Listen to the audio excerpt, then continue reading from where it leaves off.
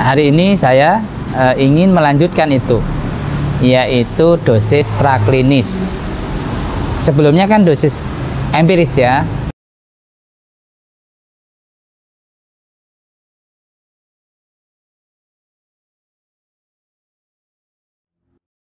Sobat Sehat, masih ingat kita diskusi beberapa waktu yang lalu tentang dosis ya, atau takaran, dan hari ini saya ingin melanjutkan itu, yaitu dosis praklinis. Sebelumnya kan dosis empiris ya, seperti dosis antropometri gitu, 1 genggam, 1 jimpit, 1 ruas, dan seterusnya. Bagaimana dengan dosis praklinis? Dosis ini adalah dosis yang ditentukan dengan penelitian ilmiah menggunakan hewan uji. Bisa dengan ayam, bisa dengan tikus, bisa dengan kucing, dan seterusnya.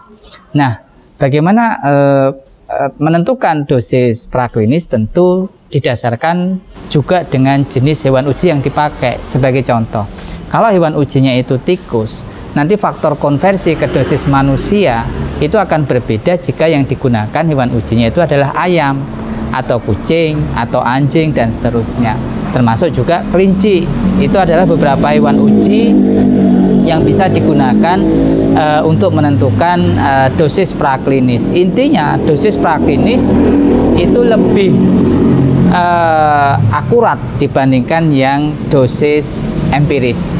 Nah, sehingga kalau Sobat Sehat mendapatkan satu produk, kemudian di situ dituliskan satu kapsul mengandung katakanlah 350 mg atau 500 mg, itu adalah dosis-dosis yang didasarkan pada konversi dari hewan uji kepada manusia. Selain itu, dosis praklinis juga dipengaruhi oleh faktor lain. Misalkan tadi saya katakan akurasi penggunaan hewan uji tersebut. Sebagai contoh, kalau kita menguji herbal-herbal yang dipakai sebagai untuk asam urat, contohnya ya, daun kepel misalkan ya, daun anting-anting, kemudian daun kumis kucing ya, itu adalah beberapa herbal yang lazim digunakan untuk asam urat.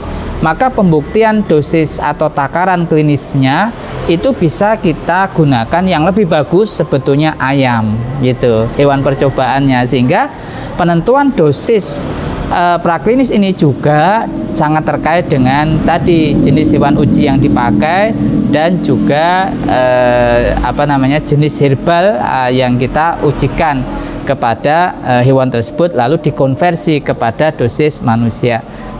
Jadi sangat mudah kalau kita bicara tentang dosis praklinis. Intinya adalah hewan apa yang dipakai gitu, dan faktor konversi kepada manusia itu berapa. Biasanya faktor konversi ini telah disebutkan terkait dengan melihat hewan uji yang kita pakai gitu.